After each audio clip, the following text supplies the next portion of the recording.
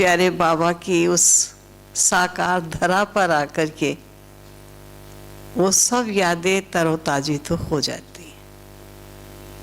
ऐसा लगता है कि ये कल की बात ही तो है, ज्यादा देरी तो हुई नहीं है, क्योंकि आप और हम सभी प्यारे बाबा ने हमको बता दिया कि आदि के भक्त, पुरातन भक्त आप ही मेरे बच्चे हो, जिन्होंने हर प्रकार की भक्ति की, तीर्थ यात्राएं की, कई प्रकार के गुरुओं को धारण किया, जिसने जहां बताया वहां जाकर अपनी टिप्पण घसाई, भक्ति पूजा करते रहे, लेकिन हाथ तो कुछ लगा नहीं। ठीक है, किसी ने कहा ये वृंदावन है, ये मथुरा है, ये गोकुल है, ये श्री कृष्ण का जन्म स्थान है, ये खेलने की कूंज गलियां हैं। उसी श्रद्धा, उसी भावनाओं से हम उन स्थलों पर जाते रहे, माथा झुकाते रहे और वहां की मिट्टी को भी अपने मस्तक पर छुआते रहे।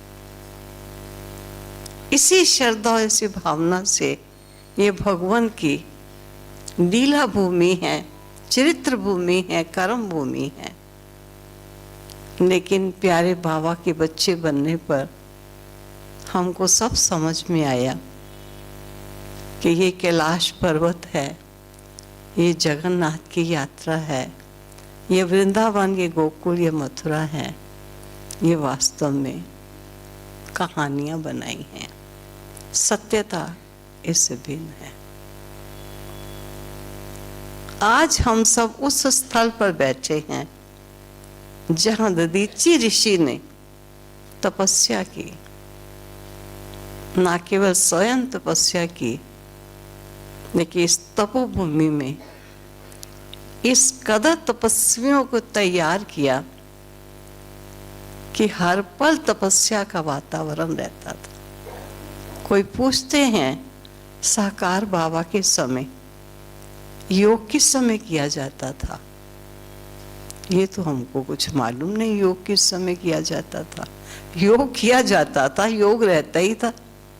कोई ये तो था नहीं कि आज दोपहर है, अभी 1 घंटा योग बैठो, 2 घंटे में योग बैठो। अरे धरती पर, उस धरती पर आए हैं जहाँ स्वयं साकार हुआ है सर्वशक्तिवान, जो हमको चलते फिरते हर क्षण, हर कर्म में दिखाई दे रहा है। हमें उसके लिए बैठकर योग क्या लगाना है? जिसकी बात कहते कहते मुझे याद आ रहा है, जब सिंध हैदराबाद में प्रारंभ हुआ ये यज्ञ, उस समय एक बहन ने अपने मन में संकल्प किया कि आज मैं सारा दिन बाबा को याद करूंगी, और जाकर ऊपर कमरे में बैठ गई। शाम की क्लास में बाबा ने पूछा, वो बच्ची दिखाई नहीं दे रही, क्योंकि बाबा को माँ के 12-15 बच्चे भी हों तो उसे सब बच्चों का मालूम होता है कि मेरे बच्चे ने, किसने खाना खाया, किसने नहीं खाया, कौन आया, कौन नहीं आया। बाबा को 300 बच्चे, 350 बच्चे हैं, सभी की पहचान रहती थी, कौन हाजिर है, कौन नहीं। तब किसी ने कहा कि बाबा, फलां बहन है, वो आज तपस्या करने के लिए ऊपर कमरे में बैठी है, सुबह से बैठी है। बाबा ने कहा, मेरी बच्ची को किसी ने भोजन जल पहुंचाया कि नहीं पहुंचाया? किसी ने नहीं पहुंचाया था, क्योंकि कोई किसी को आज्ञा तो दी नहीं गई थी। तब बाबा ने उसको शाम को बुलाया और कहा, मेरी बच्ची ने तपस्या की है, बहुत प्यार किया, कुछ नहीं खाया। बच्ची, तुझे 1 घंटा बैठकर, 2 घंटा बैठकर, 6 घंटा बैठकर तपस्या करने की क्या जरूरत पड़ी थी? हर पल तेरी तपस्या है, क्षण क्षण तेरी तपस्या है, क्योंकि वो सर्वशक्तिवान जिसकी याद में तुम बैठी हो, वो पल पल अपने बच्चों को ज्ञान, गुण और डायरेक्शन देता है। उनकी आज्ञा के अनुकूल ही तो तुम्हारे कदम चलते हैं, उनकी आज्ञा के विपरीत तो कदम नहीं चलाती हो, क्योंकि यज्ञ वत्स वही करते थे जो बाबा ने कहा है। क्या जरूरत थी तुम्हें ये भट्ठी करने की? ये शुरुआत की बात थी। तो बाबा का ये सदा रहता था। आज हमसे चलते फिरते पूछते हैं, मैं कहती हूँ ये वो दधीची ऋषि की तपस्या भूमि है जहाँ पर आप और हम सबको आने का परम सौभाग्य मिला है। ठीक है, दधीची ऋषि की गाथा सुनाते हैं, जो कहानी प्रसिद्ध कहानी शास्त्रों के अनुकूल है। अब उस कहानी में कहते हैं कि देवताएं और असुर, सदा ही उनका युद्ध दिखाया है। देवताओं के पास बहुत अस्त्र शस्त्र थे, लेकिन असुर उनके अस्त्र शस्त्र चुरा लेते थे। इसलिए देवताओं को चिंता हो गई कि अगर सारे अस्त्र शस्त्र चुराए गए तो हम निहत्थे हो जाएंगे, ये असुर बलवान बन जाएंगे। हम अपने अस्त्र शस्त्रों को कहीं छिपा दें। तब कहते हैं, गाथा है जो बनी हुई, दधीची ऋषि के पास गए और जाकर उनको कहा कि हमारे पास बहुत अस्त्र शस्त्र हैं और असुर हमारे अस्त्र चुराने का काम करते हैं, आप हमारे अस्त्रों की संभाल कीजिए। उन्होंने स्वीकार कर लिया और सभी शस्त्रों को अपने पास रखा। वर्षों वर्ष उन शस्त्रों की संभाल करते रहे, लेकिन देवता उन्हें वापस लेने नहीं आए। तब दधीची ऋषि जी को एक बार विचार आया कि पति पत्नी दोनों कहीं यात्रा पर चलें, लेकिन पीछे ये देवताओं के रखे हुए शस्त्र कहीं कोई चुरा कर ना ले जाए, इसका क्या किया जाए। अब कहानियां देखो किस प्रकार बनी हुई हैं। दधीची ऋषि ने सारे शस्त्र स्वीकार कर लिए, खा लिए, क्योंकि ना तो वो लेने आए, सालों साल गुजर गए, अब कहाँ लेने आएंगे। जब वो यात्रा करके वापस आए तो देवताओं ने डिमांड की कि हमारे शस्त्र हमें वापस दिए जाए। शस्त्र तो खत्म हो चुके थे, कहाँ से दिए जाते। तब कहते कि उस समय आना जब मेरी पत्नी ना हो, तब इस शरीर को जला देना और इस शरीर की जो हड्डियां होंगी उनके शस्त्र बनाना। वो शस्त्र ऐसे शस्त्र होंगे जो दुष्टों का संहार कर देंगे। तो देवताओं ने दधीची ऋषि की हड्डियों के शस्त्र बनाए और उससे असुरों का मुकाबला किया। अब कहानियां तो किस प्रकार की बनी हैं। आज मैं देखती हूं सारा दिन शांति स्तंभ पर प्यारे बाबा के बच्चे, क्योंकि नीचे मानसरोवर है, वहां भी तप चलता है। लगभग 500 लोगों की भट्टियां चलती हैं और लगभग 500 की शांति वन में भी भट्टी चल रही है। तो वहां से सब ऊपर जब घूमने के लिए आते हैं तो सबसे पहले बाबा का कमरा और सामने शांति स्थल जो बाबा की यादगार बनी है, सब शांति स्तंभ पर आकर बैठते हैं। ये क्या है शांति स्तंभ? वास्तव में बाबा की अस्थियां ही तो हैं। जिन अस्थियों को उस स्थान पर रखा गया और जो जो शिव बाबा ने ब्रह्मा बाबा के द्वारा शिक्षाएं दी, उस स्तंभ पर, उस स्तंभ के चारों तरफ उन शिक्षाओं का लेखन किया गया। जो भी आए यहाँ से संदेश लेकर जाए और असुरों का संहार करे, दिव्यता की स्थापना करे। ये हड्डियां जिनके शस्त्र बन गए हैं वो आज भी अपना काम कर रहे हैं। वास्तव में देखा जाए ब्रह्मा बाबा वो दधीची ऋषि थे जिन्होंने अपनी हड्डी हड्डी इस यज्ञ में बच्चों की पालना में लगा दी। आज चलते फिरते मेरे से कई पूछते हैं बाबा का कमरा कितना छोटा था, बाबा का ऑफिस कौन सा था जहां बैठ के पत्र लिखते थे। जब बाबा के होते ये हिस्ट्री हॉल बहुत पीछे बना, ये हॉल कोई भी चीज नहीं थी। बाबा क्लास कहाँ कराते थे, बाबा बच्चों से मिलते कहाँ थे, और दादियां हमारी कहाँ रहती थी जबकि मकान था ही नहीं। तो मौखिक बताने में पता नहीं समझ में आएगा या नहीं आएगा। दिल चाहता है सबको लेकर चलो और माइक लेकर बताऊं कि ये है जगह, तब स्पष्ट पिक्चर सामने आ जाएगी। बाबा खेलते कहाँ थे, बाबा की वो जो बैलगाड़ी थी वो कहाँ खड़ी होती थी, ये सब बातें पूछते हैं हमसे, और हमारी आंखों देखी ही ये सब चीजें। तो आता है कि ठीक है, बाबा के घर बाबा के बच्चे आए हैं, तो बाबा के बच्चों को बाबा की चरित्र भूमि का सारा मालूम तो होना चाहिए। तो मुझे यही काम मिला कि आप थोड़ा ये बताओ। जो बैक डोर का गेट आप देखते हैं, उस गेट के बाहर एक साइड में टीन शेड डाल के बहुत बड़ी गाय को पालने का स्थान बना हुआ था। यहाँ बहुत सी गैया थी, और पहाड़ी गैया आपको मालूम है बड़ी छोटी छोटी गैया होती हैं, आधा किलो 3 पाव से ज्यादा दूध नहीं देती। और बाबा यही कहता था मेरे बच्चे हैं, मैं उनको गैयों का दूध पिलाऊंगा। बाहर से मिलावट करके दूध लाते हैं, यहाँ का सामने निकाला हुआ दूध मेरे बच्चे पिएंगे। देखिए कितना दूध निकल आएगा। और जो ही बाबा जाता था आवाज लगाता था, बच्चों के नाम पर बाबा ने गैयों के बच्चों के गैयों के नाम रखे हुए थे। संदेशी बच्ची कहाँ है, भागती संदेशी आती थी, संदेशी आ गई। कुमारका कहाँ गई, कुमारका हो, कुमारका भी आ रही है। ऐसे बाबा को आकर के चिपकती थी जैसे पहचानती हैं मालिक आ गया है। लच्छू बच्ची कहाँ है, वो लच्छू भागती आ रही है, लच्छू भी आ गई।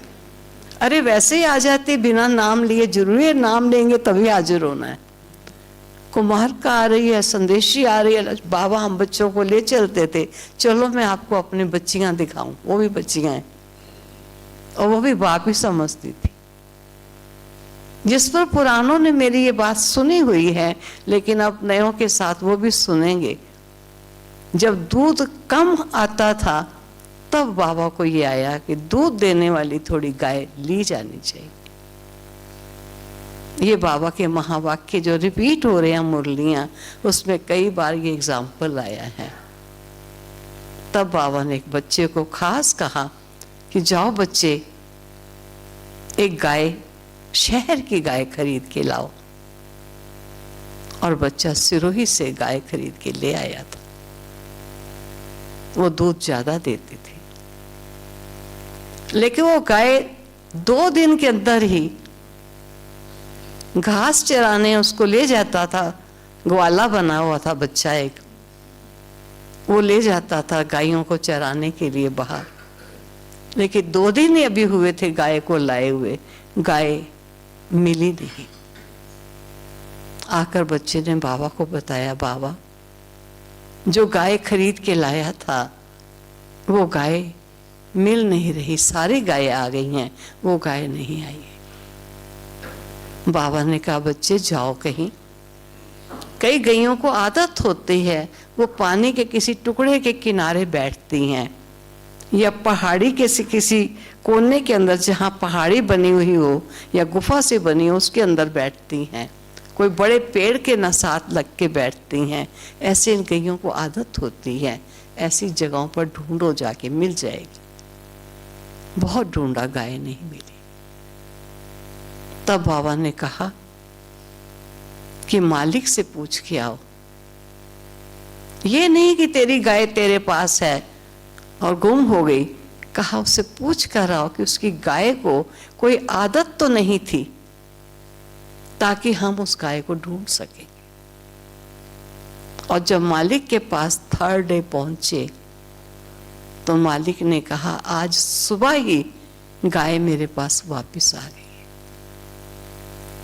माउंट आबू से आबू रोड से 1 घंटा लगता है दूसरी ट्रेन में सिरोही जाने में। इतनी दूर का सफर करके गाय अपने घर पहुंच गई। बच्चे ने वापस आकर बाबा को कहा, बाबा गाय तो मालिक के पास पहुंच चुकी है। तब बाबा ने कहा, अरे एक गाय भी अपने मालिक की विरह को सहन नहीं कर सकी, कुछ दिन भी जुदा नहीं रह सकी। और मेरे बच्चे हैं जो 5000 वर्ष से बिछुड़ के आए हैं और आज यही कहते हैं योग नहीं लगता है। अरे गाय भी अपने मालिक को नहीं भूल सकी और तुम अपने मालिक को भूल गए हो, जबकि मालिक ने अपनी पहचान दे दी है, फिर भी तुम मालिक को भूल जाते हो।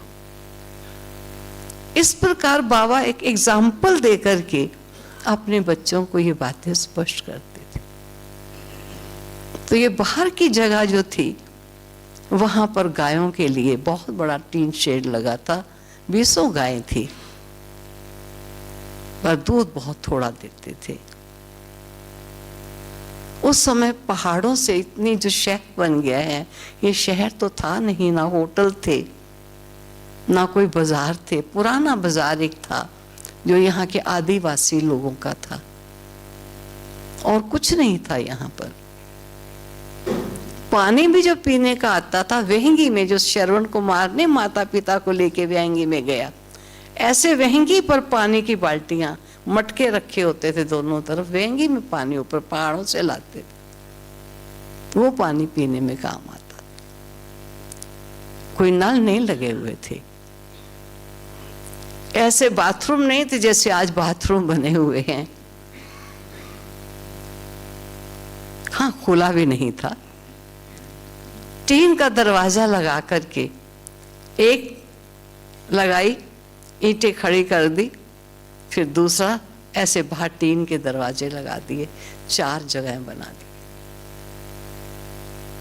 जो नहाएगा आदमी तो नहा सकता है, लेकिन ऊपर छत मानो धड़ तक तो है ही दीवार, लेकिन आर पार सब बार साफ है। जिस पर मैं आपको एक बात सुना देती हूँ, बाबा की बात है। हम सखियां जब कन्याएं आती थी, जिन दिनों में ज्यादा पार्टीज नहीं आती थी, तो हम कुछ सखियां आई थी, स्नान करने गई हुई थी। एक में मैं थी, एक में मेरी सखी थी, एक में लच्छू जो बाबा को अटेंड करती है वो थी, और एक में कोई और होगा। मेरी सखी ने मुझे बाथरूम से आवाज लगाई कि चक्रधारी, मैं साबुन लाना भूल गई हूँ, आपके पास साबुन है? मैंने कहा हाँ मेरे पास है। तो कहा मुझे देना। मैंने साबुन लगाया अपने को, मैंने ऊपर से उसको फेंक दिया। अब उसने साबुन लगा लिया, उसने लगा के फिर मेरे को फेंक दिया। लच्छू ने जाकर बाबा को बता दिया कि बाबा, इन कन्याओं के पास एक ही साबुन की चक्की है और आपस में एक ही साबुन को कभी वो लगाती है कभी वो लगाती है। मैं बाबा के पास गई, दिन में 10 बार चक्कर तो लगाते ही रहते थे। तो जो ही बाबा के पास गई और लच्छू भी अचानक आ गई, तो उसकी कुछ स्कीम सोची हुई थी उसने। तो कहा बाबा ये देखिए, एक ही साबुन की चक्की से दोनों नहाती हैं। मैंने कहा बाबा वो भूल गई थी लाना, इसलिए उसने मेरी साबुन की चक्की मांगी, मैंने दी। बाबा ने कहा कोई बात नहीं बच्ची, बाबा के घर में बहुत साबुन है, बाबा तुम्हें साबुन दे देगा। और बाबा ने उस समय मुझे हमाम साबुन था, हरा हरे रंग का होता है, हमाम साबुन की एक चक्की मुझे दे दी। नया था, कागज में लिपटा हुआ पूरा हमाम की चक्की थी। मेरे मन में लोभ आ गया, आया कि जो मेरा साबुन है वो तो उसने इस्तेमाल कर ही लिया है, ये मैं कहती हूँ तू ले ले बाबा वाला, मैं ले लूंगी। तो मैंने बाबा वाला साबुन अपने पास रख लिया और उसको वो दे दिया। दूसरे दिन मैं बड़ी खुशी खुशी बाथरूम में गई, बाबा का दिया हुआ, बाबा तो याद आ ही रहा है, साबुन है, लगाया मैंने साबुन, मेरा सारा ही हाथ हरा हरा हो गया। ये क्या हुआ? फिर मैंने पाँव को लगाया, पाँव भी हरा हो गया। ये तो कोई गड़बड़ी की बात है, ये साबुन कैसा है जो रंग छोड़ता है। तो मैंने धोया, साफ कर लिया और गई बाबा के पास। दूसरा ऐसे ही, जैसे दोपहर के टाइम खाना खा चुका था बाबा, हम भी खा लिया, चले गए बाहर अंदर। तो लच्छू ने कहा, क्योंकि जानना चाहती थी वो, तो बाबा ने कहा बच्ची, लच्छू ने कहा बाबा ये कंजूस हैं, साबुन यूज़ नहीं करती। कहा, बाबा ने कहा बच्ची तुम यूज़ क्यों नहीं किया? मैंने कहा नहीं बाबा मैंने यूज़ किया है। कहा यूज़ किया? मैंने कहा जी। मैं बड़ी खामोश रही, क्योंकि मुझे मालूम था कहाँ कोई गड़बड़ी हुई है यहाँ। बाबा ने कहा बच्ची बाबा के घर में बहुत साबुन है, खत्म हो जाएगा बाबा और साबुन दे देगा। मैं चुप रही। लच्छू कहती है बाबा इनको कहो यूज करे साबुन, उसको दे दे, सखी को दे दे, वो यूज कर लेगी। मैंने कहा उसको क्यों दूं, मैं यूज करूंगी। बाबा ने कहा बच्चे यूज करो। नहीं किया ना, यूज करो।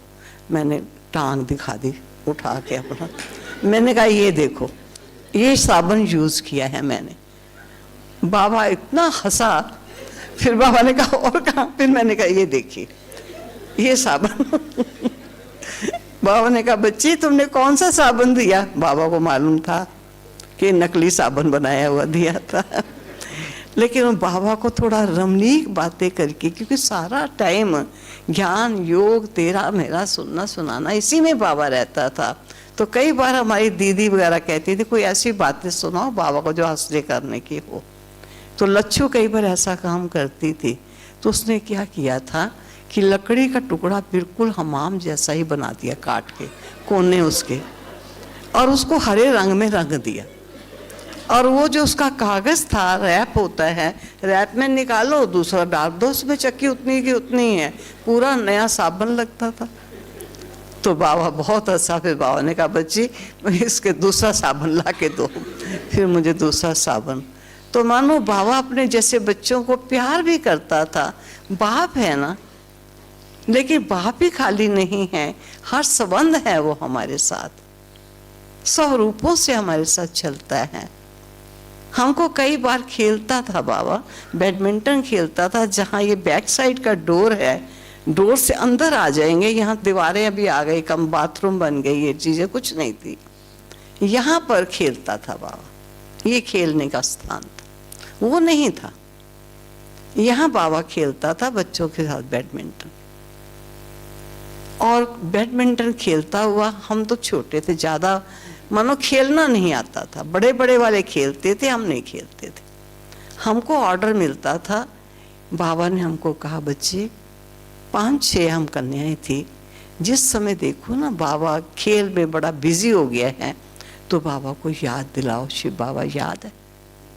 हम बड़े ताक में रहते थे, जैसे बिल्ली चूहे की ताक में होती है।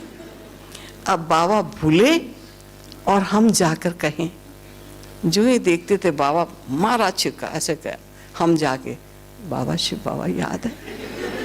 बाबा कहता धन्यवाद, जैसे बाबा ही भूला हुआ है, हमें याद है सारा। ये भी बाबा का एक तरीका था बच्चों को अपने साथ जुड़ाए रखने का। इस प्रकार हम बाबा के साथ, बाबा खेलता था, हम देखते थे, लेकिन देखने में खाली कब तक देखते रहेंगे, काम हमको मिल गया, हम अपना काम करते थे। दूसरे कहते थे अभी तुम नहीं जाना, अभी मैं जाऊंगी, मैं याद दिलाऊंगी। अब बाबा को याद दिलाने वाले बहुत खड़े थे कप्तान बन के कि हम याद दिलाएंगे बाबा को। इस प्रकार बाबा को जा कर के याद दिला करके बाबा खेलता था। हमको तो खेलना नहीं आता था, ना वो ताश आती थी। कभी कभी बाबा कहता अच्छा चलो आओ ताश खेलता हूँ। सारा दिन कोई क्लासेस थोड़ी होती थी। अभी तो आज दीदी की क्लास है तो आज दादी की क्लास है, तब तो क्लास थी नहीं।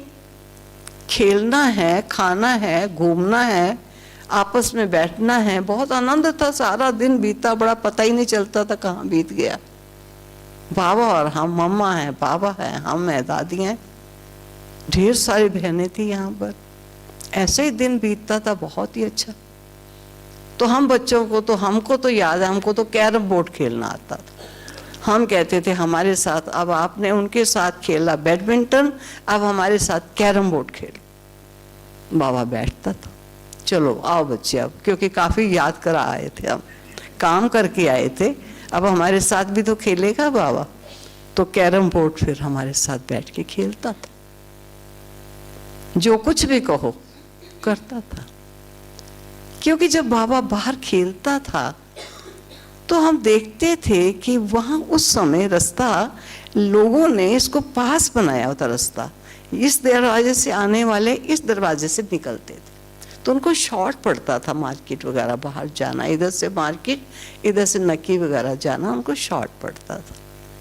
लेकिन जब भी कोई दूर से भी आते थे ना बाहर के लोग, तो बाबा फौरन, वहाँ से दरवाज़ा था घर का, तो बाबा फौरन अंदर चला जाता था, खेल को छोड़ करके अंदर चला जाता था। अब हमको ये नहीं समझ में आता था, मेरे मन में ऐसा चलता था, भाई फरिश्ते को भी बंद कर दो।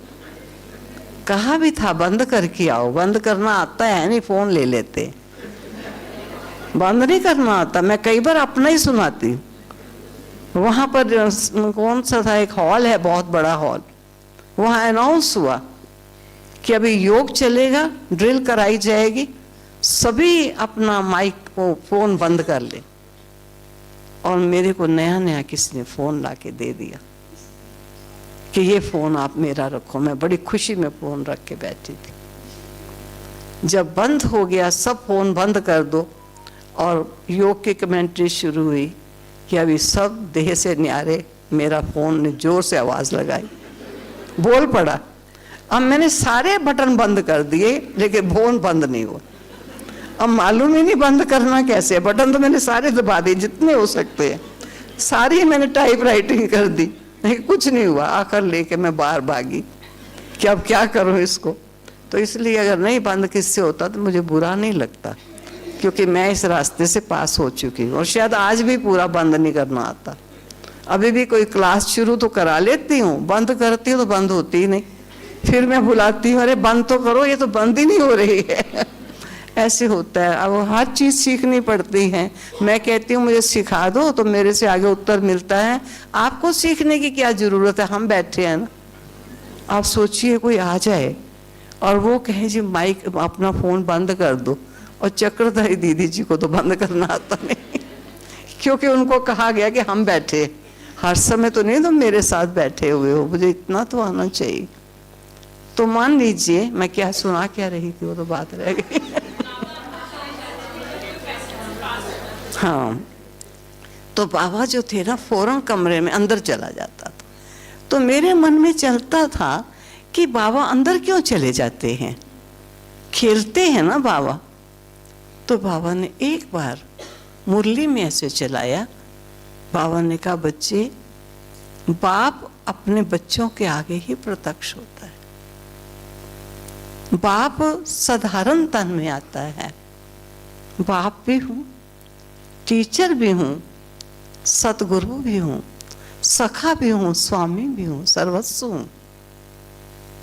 दुनिया वाले नहीं समझ सकते, उनको धोखा हो जाएगा।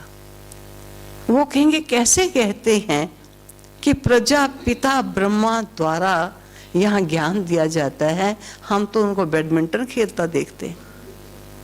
ये तो हमको मालूम है कि भगवान हमारा भगवान ही नहीं है, लेकिन वो बच्चों का मित्र भी है, सखा भी है, सब कुछ है।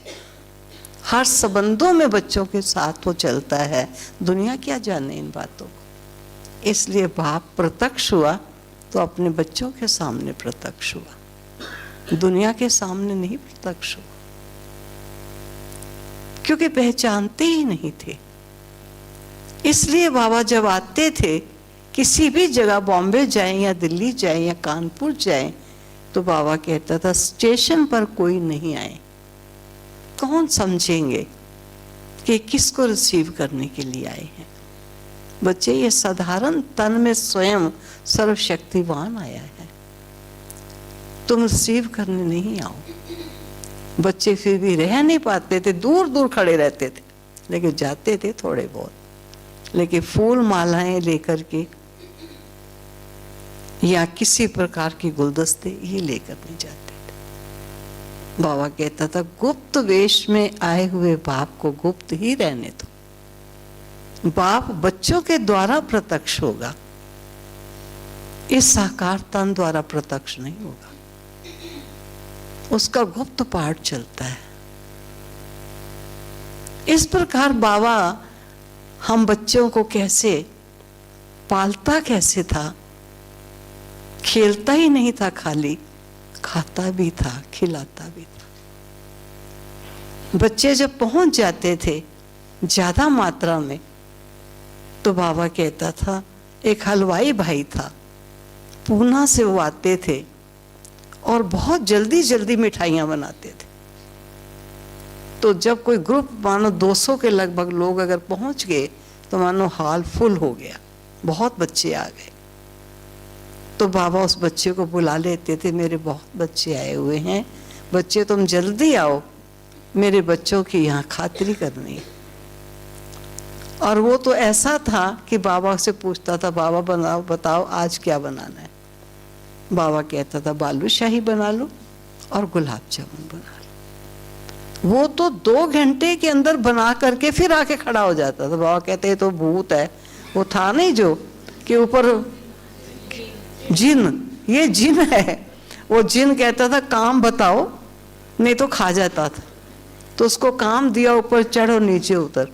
अब बाबा भी क्या काम दे। बाबा कहता था 2 मिठाइयाँ बताई, 2 घंटे में बना के आ गया। कहता और बताओ, अच्छा चलो मठियाँ बना लो। बाबा ये तो आधे घंटे में बन जाएगी, और भी बता दो। इस प्रकार बाबा जब मिठाई बनवाता था तो बना करके खिलाएगा कैसे। ऐसा नहीं जाओ बच्ची बांट दो सबको, नहीं, मैं अपने बच्चों को अपने हाथों से खिलाऊंगा। और एक एक बच्चे को खिला रहा है। कैसे? मुंह खोलो खाओ। लड्डू खिला रहा है, गुलाब जामुन फूंक मार मार के ठंडा हो जाएगा, गरम गरम ना हो जाए। एक बार मैंने ऐसे किया, बाबा ने कहा गरम है बच्ची, गरम लगा। गरम इतना था नहीं, मैंने नखरा ही मारा था शायद, ऐसे कर दिया तो थोड़ा गरम था, ज़्यादा गरम गरम नहीं था ऐसा कोई। बाबा ने सोचा पता नहीं बहुत गरम डाल दिया। मैंने कहा नहीं बाबा, नहीं तो कहा, लेकिन कोई ऐसा था नहीं।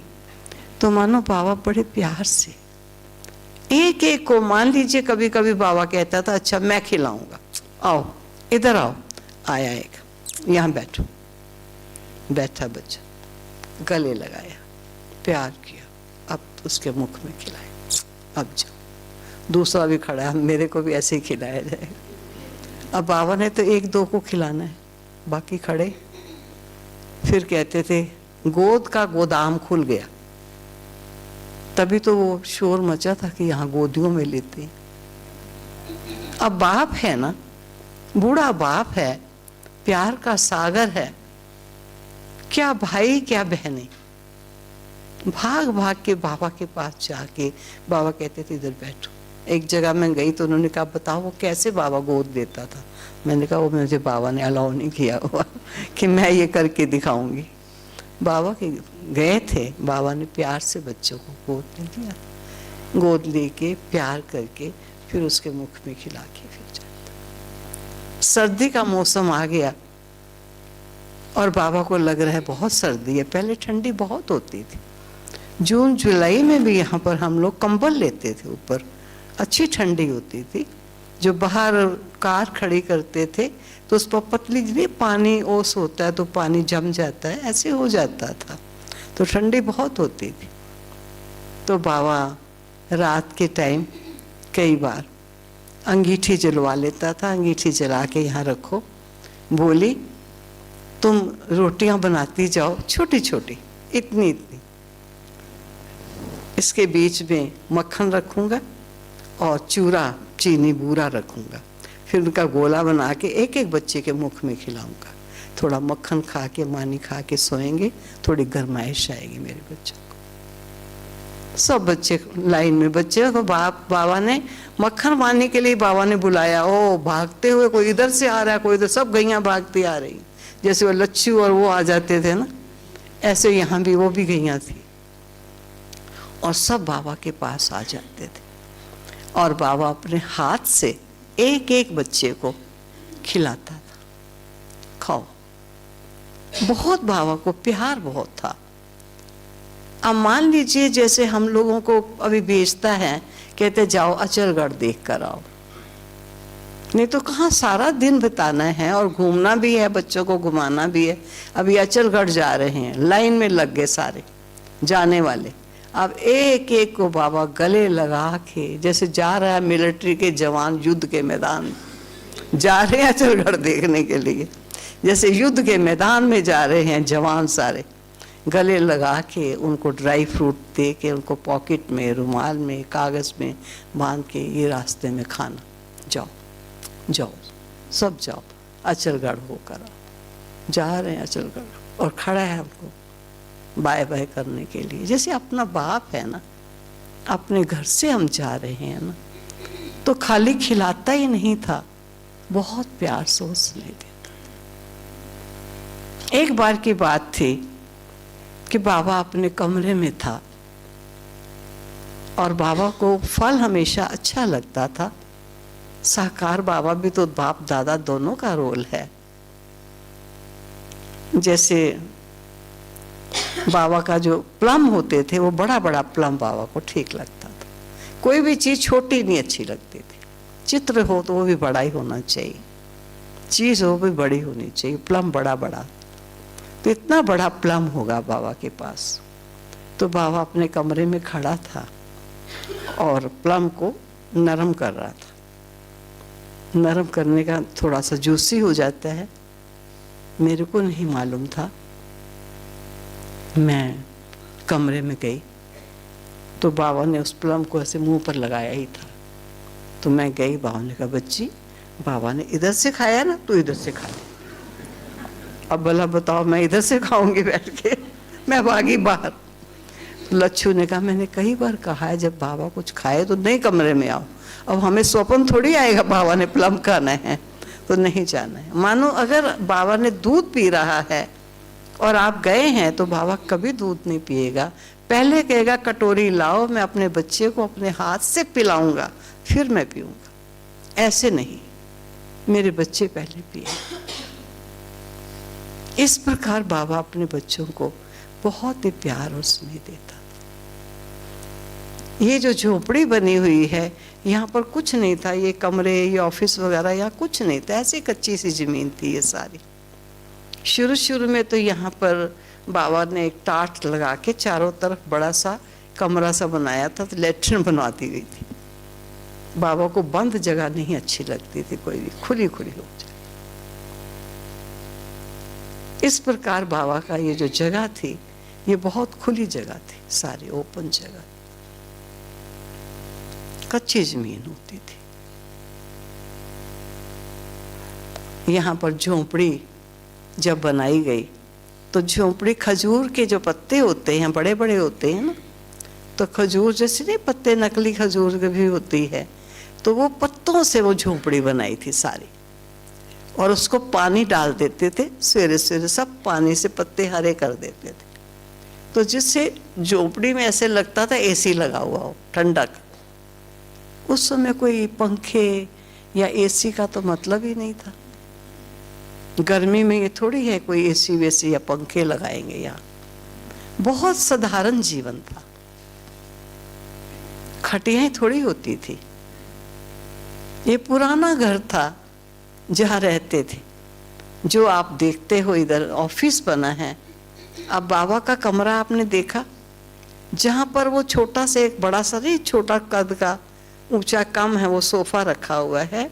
उस सोफे से दीवार ले लीजिए और थोड़ा आगे इधर से खुला था, उस तरफ बाबा का स्नान गृह बना हुआ था। बहुत छोटा कमरा था बाबा का, जिसमें 2 कुर्सियां थी और एक मेज था।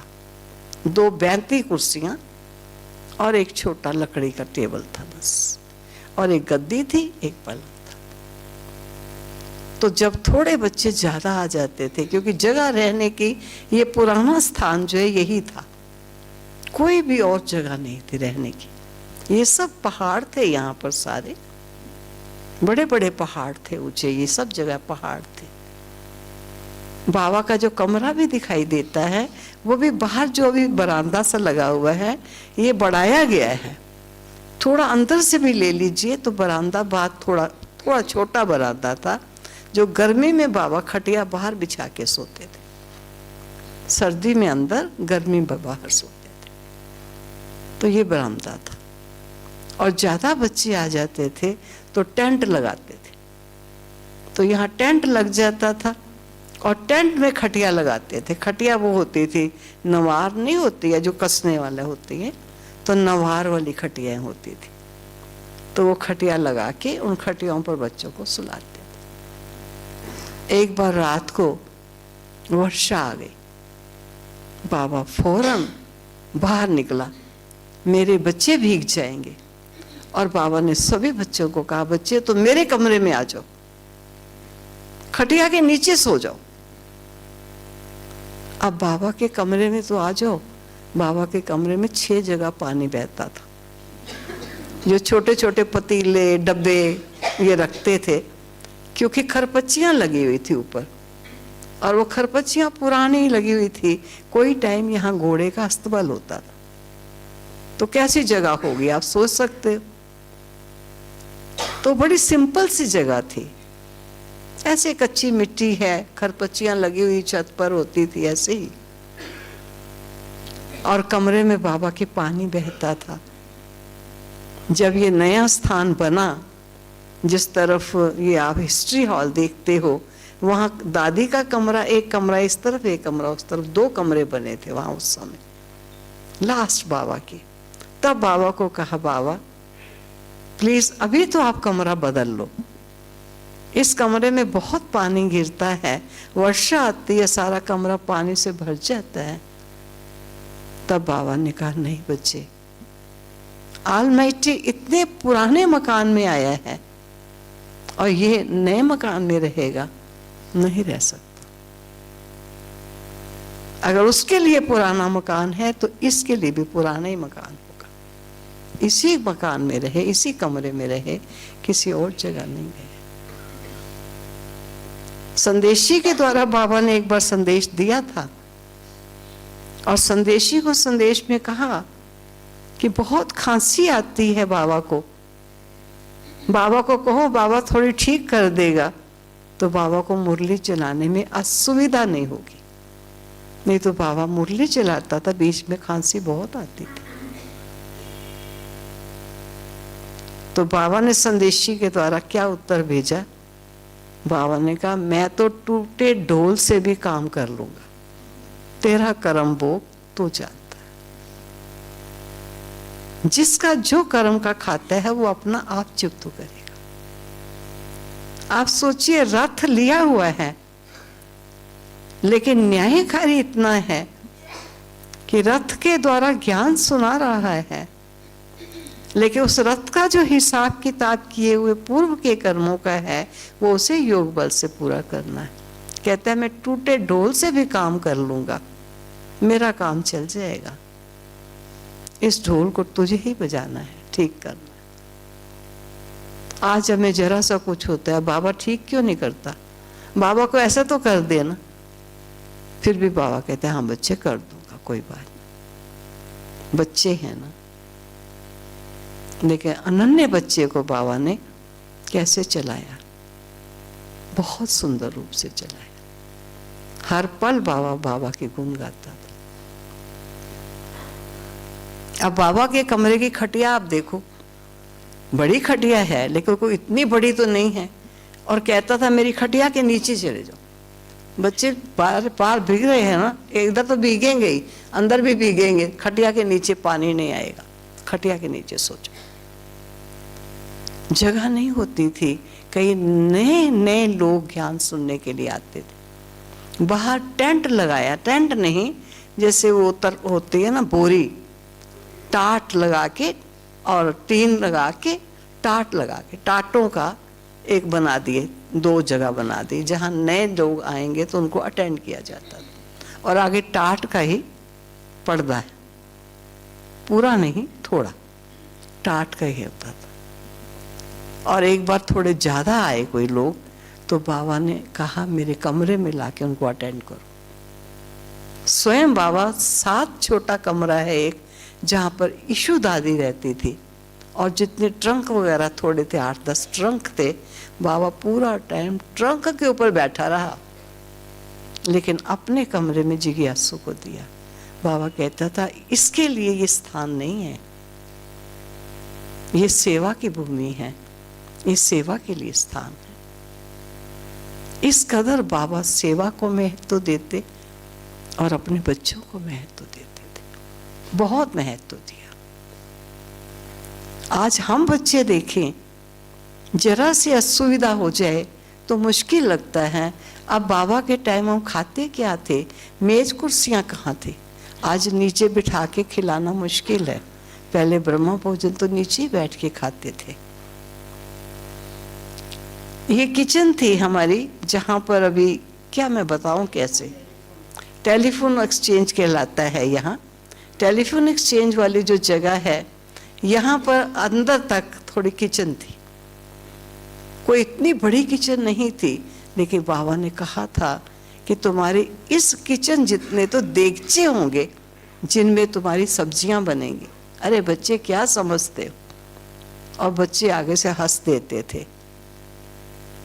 इतने थोड़े से हम बच्चे हैं, वो भी दुनिया इतना इतराज करती है, कितने कटाक्ष करती है, ब्रह्मा कुमारी के लिए कितना अगेंस्ट बोलते हैं। और बाबा कहता है इतने बच्चे आएंगे, इतने बच्चे आएंगे कि इस किचन जितना तो तुम्हारा देगचा होगा।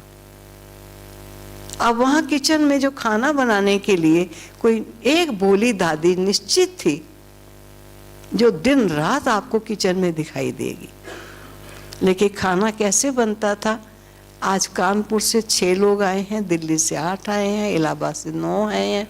मानो आज इलाहाबाद की पार्टी भोजन बनाएगी, तो इलाहाबाद वाले ही आज सारा दिन सुबह से शाम तक नाश्ता बनाना है, खाना बनाना है, भोजन सब्जी बनानी है, आटा गूंदना है, जो कुछ है उन्होंने करना। एक दिन 8-10 दिन 15 दिन रुकते थे। अब दूसरे बच्चे बनाएंगे, सभी वो करेंगे, बड़ी खुशी खुशी सबको, आज हमारी टर्न है। लेकिन बाबा हर समय किचन में, मामा आती थी, देखती थी आके सब्जी का टेस्ट। बाबा कहते थे बच्चे भोग लगाने से पहले टेस्ट कर लो, कोई हर्ज नहीं, बाप बच्चों का घर है।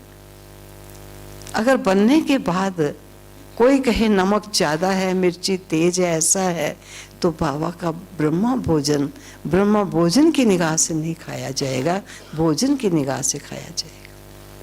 इसलिए इस भोजन को पहले चेक करो। बाबा को गोल रोटी ही ठीक लगती थी। कई बार पंजाब वालों ने तिकोनी रोटी बनाई, बाबा ने दोनों कान पकड़ के ऐसे कहा, देखो बच्चे तो कान निकले हुए, अब कान निकले हुए मैं रोटी अपने बच्चों को कैसे खिलाऊं। कहा बाबा ये परोंठी है। बाबा ने कहा नहीं सिंधी मानी बनाओ। तो परोंठी सिंधी मानी भी होता, सिंधी भी परोंठी बनती है। तो बाबा अपने हाथों से बना करके सिखाता था, ऐसे बनो, हर चीज सिखाता था। आज बाबा क्या सब्जी बनेगी, सब्जी भी बनती थी, इतना लगता था उस समय अमृत खा रहे हैं। इतनी दाल होती होगी, इतना पानी है, और छोंक बहुत बढ़िया लगा होता था, बहुत ही आनंद आता था। दाल बनी हुई है, आज पता नहीं उसको क्या कहते हैं, मद्रासी लोग कुछ बनाते हैं, रसम पता नहीं क्या कहते हैं, वो भी ऐसे ही कुछ होती है। यहाँ रोज ही रसम होती थी, और ये थोड़ी रसम के साथ कोई सब्जी भी होगी, आज रसम से रोटी खा रहे। और रोटी को मानी कहते। हमारे लौकिक पिताजी आए यहाँ के पहली बार, तो आके पूछे मानी जी का, जो आता है मानी पूछता, रोटी पूछता ही कोई नहीं। क्योंकि बच्चे को पानी के लिए मानी मानी नहीं कहते, मानी पियोगे, कहते जो आता है कहता है मानी। वे पूछो रोटी, रोटी नहीं पूछते, मानी पूछते हैं। तो ये पानी नहीं पूछते हैं, आपको रोटी पूछते हैं। अब सिंधी बहनें थी और सिंधी भाई थे, सिंधी भाषा ही उनको ज़्यादा आती थी। वो तो बाबा ने निश्चित किया था कि जो सिंधी बोलेगा उसको पापड़ नहीं मिलेगा, क्योंकि सिंधी लोगों को पापड़ मिल गया तो सब कुछ मिल गया। एक बार बाबा ने कहा था कि सभी बच्चों को दूध में चावल डाल के खीर के साथ रोटी खानी, सब खीर के साथ रोटी खाएंगे। और रात की क्लास में कचहरी होती थी, तो कचहरी में बाबा ने पूछा सब बच्चों ने खीर के साथ रोटी खाई? तो 3 बच्चों ने ऊंचा हाथ खड़ा किया, बाबा हमने तो पापड़ के साथ खा ली, हमने खीर नहीं खाई। बड़ा त्याग दिखाया। बाबा ने कहा इनको पापड़ अच्छा लगता है, इनको खीर नहीं पसंद है। बच्चे, यज्ञ में, ईश्वर के यज्ञ में जो कुछ बना है ईश्वर के यज्ञ से बना है। अगर कोई तकलीफ नहीं है तो ये दवा का काम भी करेगा, इसलिए स्वीकार कर लेना चाहिए। इंद्रियों के वशीभूत नहीं हो जाओ कि जो स्वाद लगे वो खाएं, जो स्वाद न लगे वो ना खाएं। स्वाद की बात नहीं, और सचमुच बहुत ही अच्छा लगता था। वो पानी से हुई रोटी, ऐसे आनंद आता था। और हमारी कुर्सी मेज क्या थी, जमीन तो सब कच्ची कच्ची जमीन थी, मिट्टी थी सारी। तो बड़े बड़े नहीं पत्थर होते हैं, बड़े बड़े पत्थर, तो 3 पत्थर लगा दिए, तो उनके ऊपर एक बड़ी स्लैब पत्थर की रख दी। ये टेबल तैयार हो गया, इतना चौड़ा हो गया, और ये 3 उसके स्टैंड्स हो गए। इसके ऊपर मेज, और दूसरा थोड़ा नीचे हो जाएगा। वो 3 लगा दिए और वहाँ पर एक दूसरा पत्थर रख दिया। ये मेज है। जो जमीन पर नहीं बैठ सकता, मेज कुर्सी पर बैठ जाओ, सुंदर मेज है। कोई ये तो था ही नहीं कि बैठ के कुर्सियाँ और मेज होंगी। बाबा के टाइम ऐसा कुछ नहीं था, बहुत सिंपल था, और ऐसा लगता था राजाई है। खुशियाँ होती थी, निश्चय था भगवान के घर हम आए हैं और प्रभु की पालना मिल रही है। कोई कम पालना नहीं थी, बहुत पालना देता। स्वयं बच्चों को लेकर चलता था। चलो आज जब सुबह 4 बजे का योग शुरू कराया, क्योंकि पहले योग का मैंने बताया ना टाइम नहीं होता था। अरे हर समय योग ही है, हम बाबा के बाबा, हमारा बस और क्या चाहिए। लेकिन धीरे धीरे जब मिक्स होने लगा, बहुत प्रकार के बच्चे आने लगे, तब योग का टाइम निश्चित होने लगा। तब बाबा ने प्रातः 4 बजे का योग साकार में अपने होते शुरू कराया था, बहुत लास्ट में। तब मुझे भी पता चला कि 4 बजे बाबा योग कराने आता है, तो हम खास यहाँ आई थी 4 बजे का योग करने जाना है। 4 बजने में 5 मिनट तक ये हॉल जो है अपना फुल हो जाता था। हिस्ट्री हॉल बना था लास्ट में। पहले क्लास इधर ही होती थी ऑफिस में, जहाँ पर यशु दादी का ऑफिस था। ये यहाँ ऐसी ऑफिस नहीं था, एक बेंच बिछा होता था, उसके ऊपर विश्व रतन दादा हमारे एक थे, वो वहाँ रहते थे। रात को वो सोते थे, बिस्तर उनका होता था, वो एक तकिया रो बना पड़ा रहता था। एक बाबा की कुर्सी होती थी, एक यशु बहन मूड़े जैसी बैंती कुर्सी होती थी, कुछ जैसे नहीं बुनी हुई होती है, बड़ी बड़ी सी कुर्सी होती है, वो बाबा की कुर्सी थी। एक कुर्सी यशु दादी की थी जो ऑफिस संभालती थी। इतनी सी जगह ही होती थी, और बाकी जो जगह थी वो क्लासरूम था। और अभी वहां पर एक कमरा मैंने देखा जो स्टोर होता था पहले, उस स्टोर में अभी कोई रहने लगा है, पहले वो स्टोर था। जब यहाँ कोई चेक करने के लिए आए थे, जिस समय बाबा ने जमीन के टुकड़े की कुछ बात हुई थी, तो बाबा ने ये कहा था कि छोटे से टुकड़े के लिए क्यों लड़ते हैं, चाइना का टुकड़ा चाइना को दे दिया जाए। ऐसे बाबा ने बात कही थी, और ये बात पार्लियामेंट तक चली गई थी। वहां से चेकिंग वगैरह चल रही थी कि ब्रह्मा कुमारीज में ऐसा क्यों कहा, क्या कहा गया। और जब बाबा के पास आए तो सारा बाबा से पूछा गया तो आते ही पूछने की बात ही नहीं है। बाबा ने बच्चे बच्चे आए हैं घर में, बाबा अपने पकड़ के उनको उंगली सब चेक करने के लिए सब आए। बाबा ने सबसे पहले कहा लाओ बच्चे चाबी, अपना बच्चे घर में आए हैं, बच्चों को मालूम होना चाहिए बाबा के घर में क्या क्या है। स्टोर की चाबी लगा के स्टोर दिखाया, ये मेरे बच्चों के लिए जूते रखे हुए, जब इनका जूता टूटता है तो यहीं से जूता देते। ये इनके कपड़े हैं, ये भाइयों के कपड़े हैं, ये बहनों के कपड़े रखे हुए, ये गेस्ट आते हैं, ये उनके लिए रखा हुआ है। ये गेहूं का स्टोर है, यहाँ आई वेल के लिए गेहूं रखा। जो भी चीजें, कुछ नहीं कह सके कि जो चीजें हमने नहीं देखनी कही वो यहाँ दिखाई जा रही है। इस प्रकार बाबा जो भी आता था उनको अपने बच्चे की निगाह से देखता था। और आलमाइटी के तो बच्चे हैं ही, ब्रह्मा के भी तो बच्चे हैं, आदि देव पिता है, प्रजापिता है और सर्वशक्तिवान के बच्चे। तो वो भी बाबा बाबा ही करने लग जाते थे। हम दृश्य देखते थे बाबा का। एक बार कोई युगल आए थे तो बाबा ने इसी हॉल बना हुआ जो पुरानी जगह में दिखा रही हूँ, वहीं था, चित्र लगा हुआ था झाड़ त्रिमूर्ति का, और बाबा उस युगल को समझा रहे थे ये है ब्रह्मा, ये है विष्णु, ये है शंकर। किस प्रकार सूक्ष्म ब्रह्मा सारा ज्ञान साक्षी बन करके जैसे कोई और है,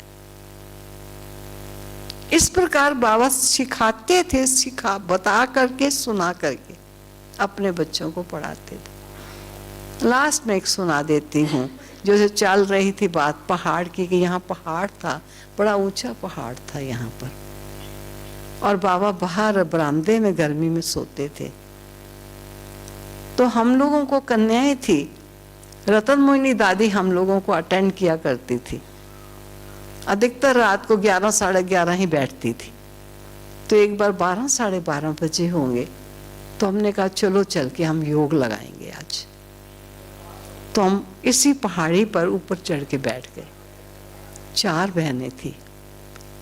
प्रसिद्ध है ये गाथा, रियलिटी भी है कि 4 इकट्ठे बैठे हों और शांत होके बैठ जाए हैं तो बड़ा मुश्किल काम। तो हम 4 बैठे तो योग करने के लिए थे ऊपर पहाड़ी पर चढ़ के, लेकिन आपस में बात कर रहे थे और पहाड़ों में आवाज गूंजती है। तो आवाज हमारी कहीं गूंजी होगी और बाबा सोए हुए हैं, बाबा को आवाज आ रही है कि आज पहाड़ी पर कोई है। तो बाबा विश्व किशोर दादा थे हमारे, तो विश्व किशोर के पास गए, बच्चे चलो चल के देखें पहाड़ी पर। जैसे यज्ञ रक्षक है बाबा, ऐसा नहीं किसी और को भेजे, मैं चलूंगा, कौन है पहाड़ी में बैठा हुआ। तो लैंप हाथ में पकड़ी और टेबल लैंप लेकर के बाबा पहाड़ी पर बच्चे को लेकर के पहाड़ी पर आए और हम चारों बैठी हुई। बाबा ने कहा बच्चे यहाँ क्या कर रहे हो? योग लगा रहे हैं, योग लगा रहे हैं, गप्पे मार रहे थे, आवाजें तो वहां तक जा रही थी और हम कहते हैं बाबा योग लगा रहे थे। बाबा ने कहा चलो बच्चे चल के सो जाओ, चलो नींद आई होगी ना अभी, अब नहीं तो कहे कितना अच्छा है मेरे बच्चे योग लगा रहे हैं। बाबा ने फिर भी प्यार किया, मेरे बच्चे याद करे, बाबा को याद कर रहे थे। बाबा यहाँ आया हुआ था? कहते नहीं बाबा आया नहीं था, हम योग लगा रहे थे, चलो चल के सो।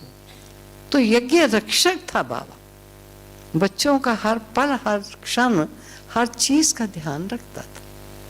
तबीयत किसी की खराब हो जाए आलमाइटी से पूछवा देता था क्या इस बच्चे को दिया जाएगा।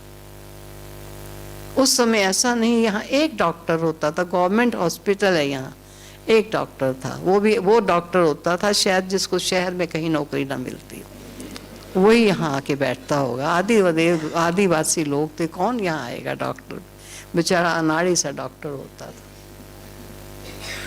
वही यहाँ डॉक्टर जी होते थे।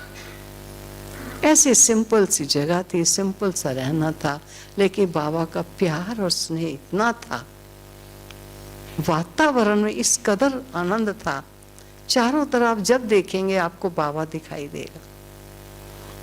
कई लोग कोई नए नए को कभी कभी ले आते थे जो अभी ज्ञान में चला है लेकिन ज्यादा मजबूत नहीं हुआ, बहुत मजबूत नहीं है, थोड़ी भक्ति भी करता है लेकिन अच्छे। तो कभी ले आते थे तो बाबा को कहीं देखते थे हाथ जोड़ते थे, बाबा भी हाथ जोड़ता था। फिर बाबा कहता था कई बच्चे भक्तों को ले आए। ये बाप और बच्चों का घर है, ये भक्तों का मंदिर नहीं है।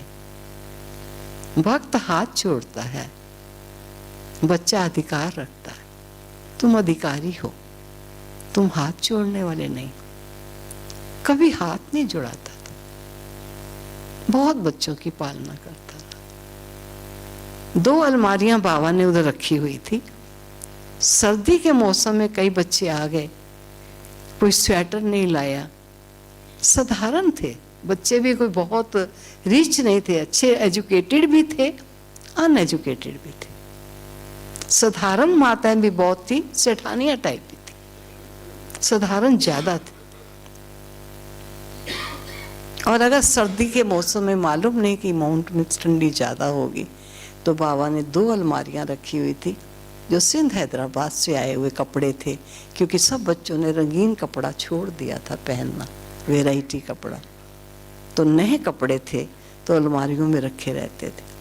और ब्राह्मणियों को कहा जाता था जो लेकर आती हैं, अगर आपके किसी जिज्ञासु को सर्दी की शॉल ना हो, पैंट ना हो, शर्ट ना हो, स्वेटर ना हो, बच्चे इस अलमारी से जाके उसकी साइज की स्वेटर, शॉल, पैंट, कुछ भी जो चाहिए वो निकाल कर मेरे बच्चे को जरूर देना।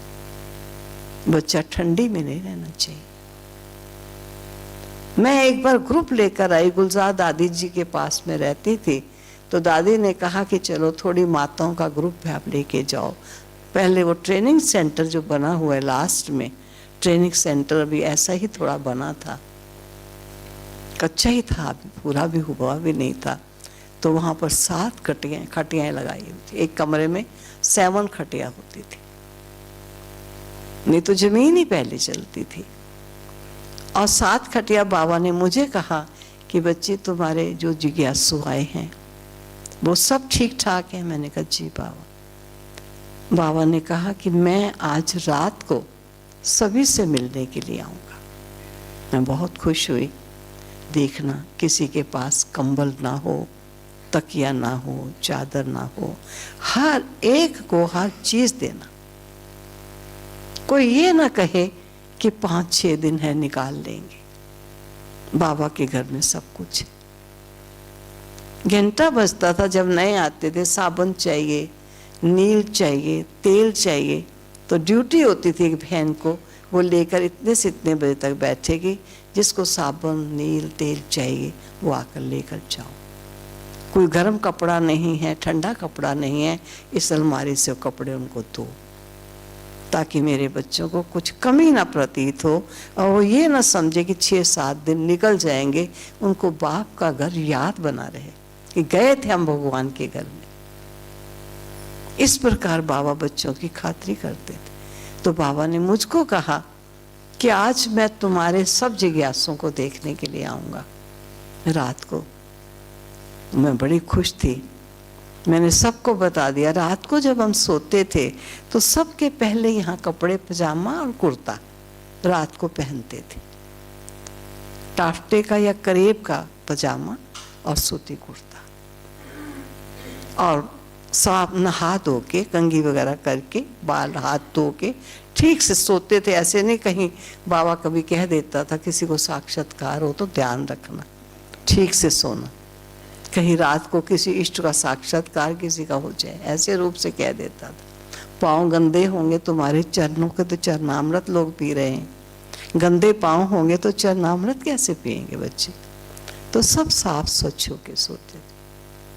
तो मैंने सबको कह दिया भाई आप सबके पास सब कुछ है, कोई चादर चाहिए हो, तकिया चाहिए हो, कंबल चाहिए हो, कुछ भी चाहिए तो मैं आपको ला के दूंगी। ब्राह्मणियों को डायरेक्शन होता था कि जिनको लाओ, जब तक वो ना खा ले तब तक तुम नहीं खाना।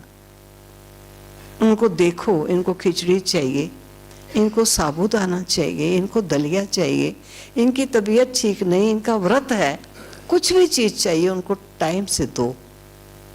तुम 7 दिन इनकी सेवा करोगी, ये पूरा साल तुम्हारी सेवा करेंगे। इस प्रकार बाबा ट्रेनिंग देते थे और सब बच्चों की पालना बहुत अच्छी चाहिए।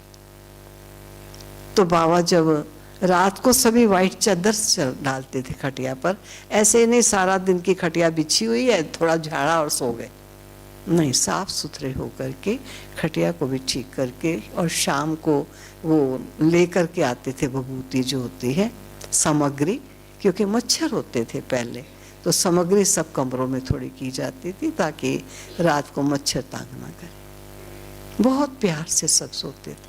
तो जब बाबा ने आना था तो सभी बहनों ने वाइट चादर और खूब नहा धो के तैयार होके सब अपने खटिया पर अगरबत्ती जला रहे हैं, स्पेशल जलाई हुई है, सब योग में बैठे। बाबा आते ही दृष्टि दी, सभी बाबा से दृष्टि ली, और लास्ट एक खटिया 7वीं खटिया थी। बाबा ने कहा बच्ची उस खटिया पर तकिया नहीं है। मैंने कहा बाबा सबके पास सब कुछ है, मैंने सबको कह दिया था, सबने कहा है सब कुछ है। बाबा कह रहा है तकिया नहीं है, तो मैं कह दूं ना, अच्छा मैं देखूं, नहीं बाबा सब कुछ है। बाबा ने फिर उससे पूछा बच्ची तुम्हारे पास तकिया नहीं है? कहा बाबा मेरी साड़ियां हैं ना, मैंने वो चारों साड़ियां लगा ली हैं, 4 दिन की तो बात है, निकल जाएंगे। फेल कर दिया उसने मुझे। बाबा ने यही कहा था कि वो ऐसा ना कहें कि थोड़े दिन की तो बात है, दिन निकल जाएंगे। दिल ना निकाले, भगवान के घर में आए हैं तो उसकी याद इतनी बनी रहे कि जाकर के उनको बाबा का घर खींचे। इस प्रकार तुम उनकी पालना कर। तो बाबा अपने बच्चों को हर रूप से पालता था, जो भी उन्हें आवश्यकता होती थी, वो डायरेक्शन होता था। दवाई उनको चाहिए तो दवाई दिलाओ, ब्राह्मणियों का काम है उनको दवाई दे के आओ। उसको गर्म पानी नहीं है, उनको गर्म पानी, पहले ऐसे नहीं थे, बाथरूम्स थे और अंदर नल लगे हुए थे, बाहर एक नल होता था, वहाँ से पानी की बाल्टी भर के ले जानी होती। कभी कभी तो आपकी बाल्टी भरी हुई है, कोई उठा के दूसरा ले गया, आप कपड़े लेके आए तो बाल्टी आई नहीं, ऐसा भी होता था। और कभी कभी कई बाल्टियाँ उठा के और अपने कमरे में खटिया के नीचे रख देते थे। बाथरूम में बाल्टी कोई नहीं, जो बाल्टियाँ वो खटिया के नीचे रखी हुई हैं। खेल तमाशे भी होते थे, तो बाबा भी कई बार चेकिंग में निकलते थे, देखिए खटिया कहाँ कहाँ बाल्टियाँ रखी हुई हैं बच्चों। अब 4 बाथरूम की 4 बाल्टियाँ हैं, उसमें से आपने 2 बाल्टियाँ अपनी खटिया के नीचे रख ली, अब 2 नहाएंगे कैसे? तो बाबा को छोटी छोटी बातें होती थी, लेकिन छोटी छोटी बातों का भी उसे ध्यान रखना पड़ता। किस प्रकार मामा बाबा बच्चों की पालना करते थे, ज्ञान भी देते थे। सुबह शाम बाबा अपने बच्चों से बैठते थे, दिन में भी कोई भी बात हो, झोपड़ी में बैठते थे बच्चे, कुछ भी मन में बात आए, बाबा बैठा है आके पूछो। कोई पत्र लिखवाना है, बाबा लिख गए। बाबा ऑफिस में बैठा है, पर्सनल आके बाबा से मिलो। इस प्रकार बाबा ने अपने बच्चों की बहुत पालना की। तो ये सारा स्थान रोम रोम में, जैसे कहते हैं, बसा हुआ है भगवान। यहाँ भी कण कण में उसकी याद बसी हुई है, जहाँ हर पल याद और बच्चों को पालना का भाव वचन दिया। ओम शांति।